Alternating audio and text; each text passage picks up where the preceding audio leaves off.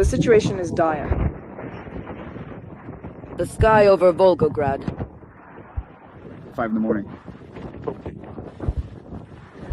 Volgograd's burning.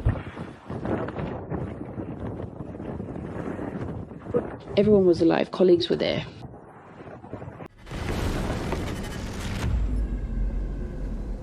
At 5 in the morning, a woman in Volgograd climbs onto her roof and films the sky.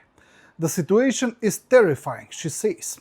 Behind her, a Wildberries warehouse and oil refinery are burning. The war Russia was told to celebrate has finally come home, to the city that once called itself Stalingrad. Here's what we know. For most of this war, the fighting stayed comfortably off stage for the average Russian. It happened somewhere out there, on television, in the clipped language of the defense ministry, in a special military operation that asked ordinary people for nothing more than their silence. The front was a rumor. Life in Volgograd, in Krasnodar, in 100 cities far from Ukraine went on as before, and that distance was the entire point, the unspoken bargain the Kremlin offered its citizens. Look away and the war will never look back at you. That bargain is collapsing. Night after night, Ukrainian drones are pushing deeper into Russia, and the map of the war is no longer a distant line in someone else's country. It runs through refineries that fuel the economy, through fuel depots of national importance, and now through the vast warehouses that stock the online orders of tens of millions of Russians who never expected their shopping habits to become a military target. The strikes on Volgograd overnight on July 31st, another refinery, another Wildberries distribution hub, are not an aberration. They are the new rhythm of the war, and each one lands a little closer to home. What is spreading across Russia now is not just smoke over industrial zones, it is uncertainty, the slow, corrosive realization that the front the Kremlin promised would stay far away has quietly arrived at the doorstep, and that no official reassurance can talk it back into the distance. Multiple Wildberries facilities and oil refineries were reportedly hit in Russia's Volgograd, Tatarstan, and Krasnodar regions overnight on July 31st, according to independent monitoring channels. Citing local residents, monitoring channel Excelenova reported that the Wildberries distribution center in Volgograd, a 44,000 square meter logistics complex serving the broader region, had been hit in the overnight attack. Excelenova also reported that the Lukoil Volgograd Nefteperorabotka refinery in Volgograd was struck. The facility is one of Russia's largest oil refineries and produces gasoline, diesel fuel, aviation fuel, and other petroleum products. Volgograd Regional Governor Andrei Bocharov said 5 people were injured in what he described as a massive overnight attack on the region. He said fires broke out at an industrial facility and warehouse premises in the city, but did not identify the affected sites or comment on the reported strikes on the Wildberries warehouse or the refinery. Separately, Excelenova reported a fire at an oil refinery in the city of Tuapse, in Russia's Krasnodar Krai. The cause of the reported fire was not immediately clear.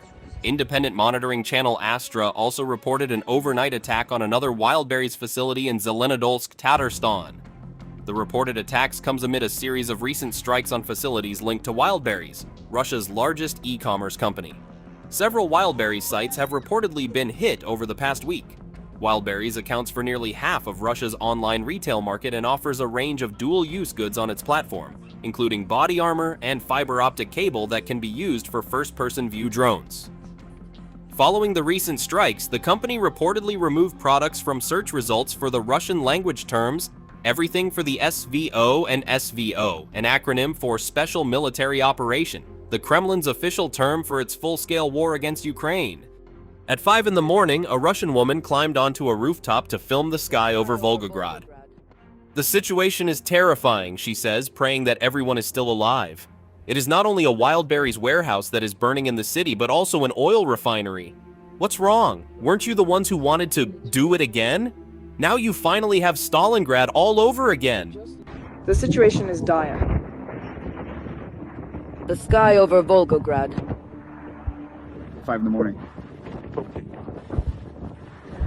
Volgograd's burning. Everyone was alive. Colleagues were there. I just looked around. I am standing on the roof looking. In the distance. Ready. Ready.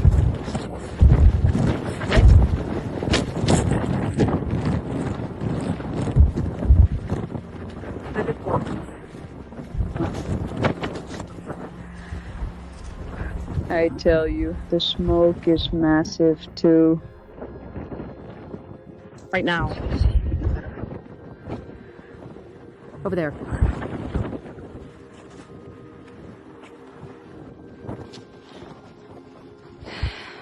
Today's award for Best Report from the Action undoubtedly goes to this good-natured fellow.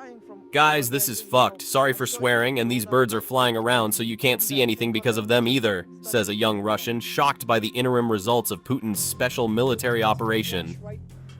Guys, this is a fact. I am so sorry for the swearing. I just can't help it. It was flying from over there just now. I saw it get blown up. I didn't film that. Thank God. I only just started filming now. There was just a flash right before my eyes. It was flying from there just now. And the shockwave just literally passed right through me.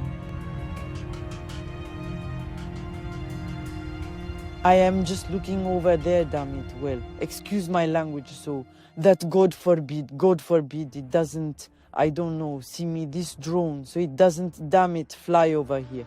Plus, these birds are flying. I can't see anything because of them either. Oh my God, damn it. This is what happens when you hand a diplomatic and PR mission to a loose cannon. A mess.